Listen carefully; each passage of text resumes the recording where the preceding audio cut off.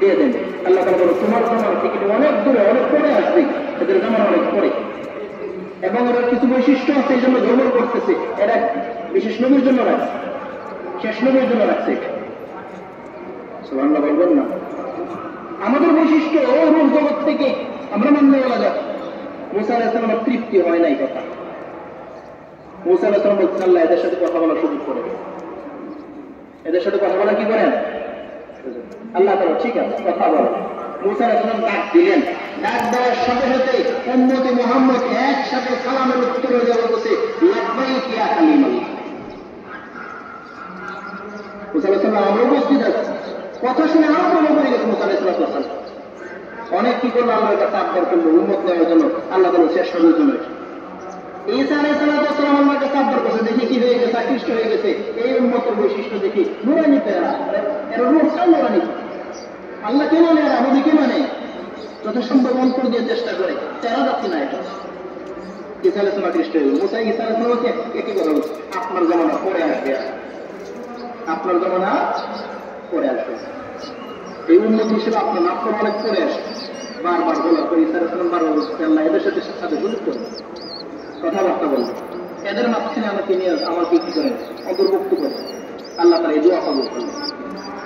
এই নবীর উম্মত বানানো কেন, নবী কোনোদিন উম্মত হয়ে আসেন, এদের অন্তর্ভুক্ত করে দিন আমাকে, আমি এদের সাথে কাজ করবো, যাওয়া ঠিক আছে। আল্লাহ তাআলা এই দোয়া কবুল করলেন ঈসা আলাইহিস সালামের।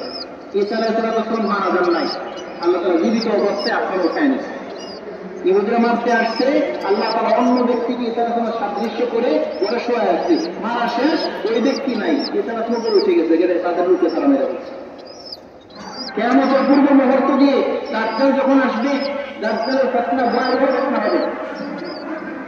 মানুষ সামান্য একটু জাদু দেখা, ওরা দেখা, তারপরে জিনের একটু কি দেখা, ফাতরামি দেখে ইমান হারা হয়ে যায়, বিশ্বাস করে ফেলায়, যা বলে তাই বিশ্বাস করে।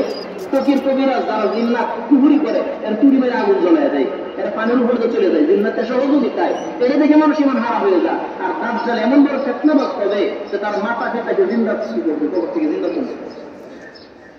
আর মাথা খেতাকে যারা মারা গেছে এদেরকে কবর থেকে তুলবে, বলবে তারা বলো আমি রক্ত, মাথা খেতে বলবে যে এটা আমার রক্ত, আসলে মাথা খেতে রূপ দিলে জিন্দা করতে দেবো, তার সহযোগী থাকবে।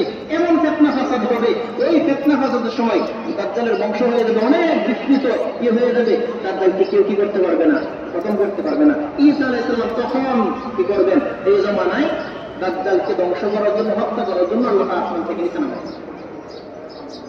সুবহানাল্লাহ বলবেন না? এই শেষ জমানায় ঈসা আলাইহিস সালাম উম্মতের সাথে সাক্ষাৎ হবে।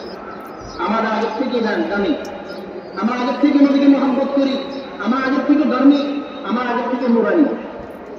আমরা নবীর উপর আসবে সহ্য করতে পারবো না, দিনের উপর আসবে সহ্য করতে পারবো না, না খেয়ে থাকতে পারবো, কষ্ট সহ্য হবে, অসুস্থ থাকতে পারবো, কষ্ট সহ্য হবে, নবীর দিনের উপর আসবে এটা সহ্য হবে।